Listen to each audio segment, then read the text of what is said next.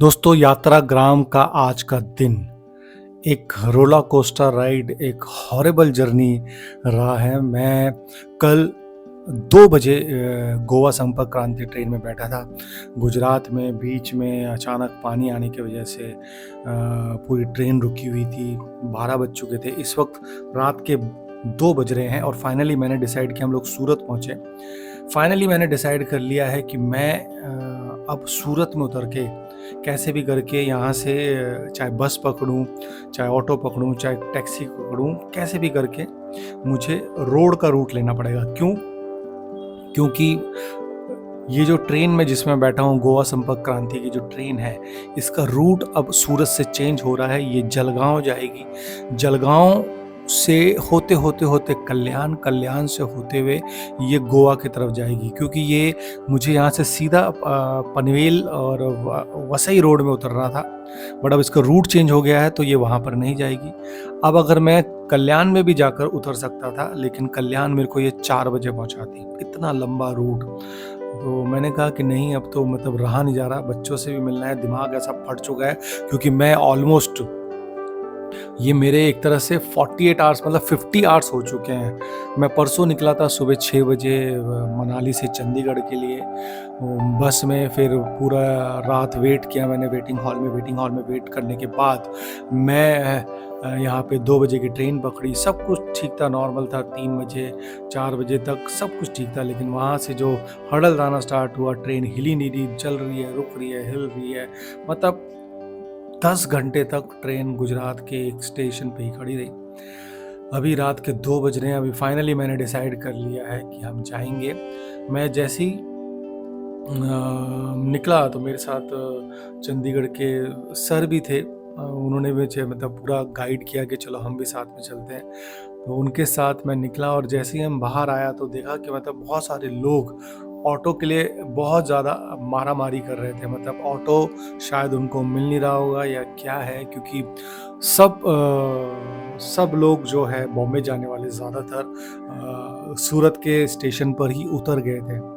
तो हमने इतनी सारी भीड़ देख के समझ में नहीं आया कैसे करें, क्या करें। फिर फाइनली मैंने थोड़ा सा अपना जुगाड़ू दिमाग लगाया। मैं एक ऑटो वाले के पास गया, उसको साइड में लेके गया। उसको मैंने बोला कि भैया देखो, मैं पिछले मतलब 220 दिन से मैं यात्रा कर रहा हूँ और यात्रा करते करते करते करते मुझे थोड़ा सा घर वालों के साथ मिलना है, बेटे की ज़रूरत है। मैंने अपना पूरा बताया कि मैं एक फिल्म मेकर हूँ, 365 डेज़ 999 कैरेक्टर हंट की मैं यात्रा कर रहा हूँ, लोगों को ढूंढ रहा हूँ, ऑब्जर्व कर रहा हूँ। आप प्लीज़ मतलब हमें वहाँ तक पहुँचा दीजिए, हाईवे तक, वहाँ पे बस मिलती है। ऑटो वाले ने कहा ठीक है, मैं पहुँचा देता हूँ, लेकिन आपसे 600 रुपये लूँगा।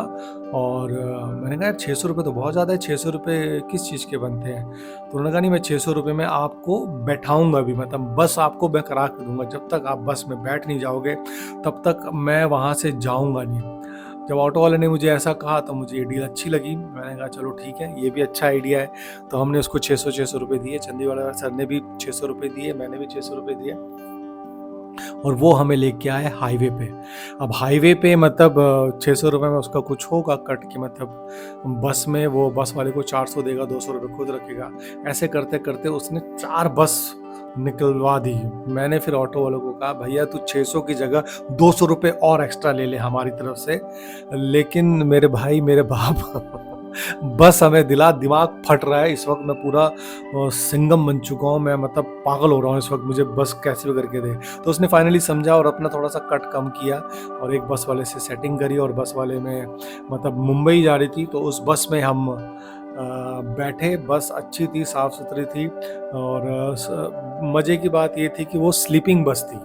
उस स्लीपिंग बस में मतलब आप लेट के जा सकते हो और मैं मतलब सेकंड क्लास में ट्रैवल कर रहा था। इतनी गर्मी थी, नींद ही नहीं आ रही थी और ट्रेन रुकी हुई थी, बारिश की वजह से ह्यूमिडिटी इतनी बढ़ गई थी। तो फाइनली जो बस मिली, ये एसी बस थी।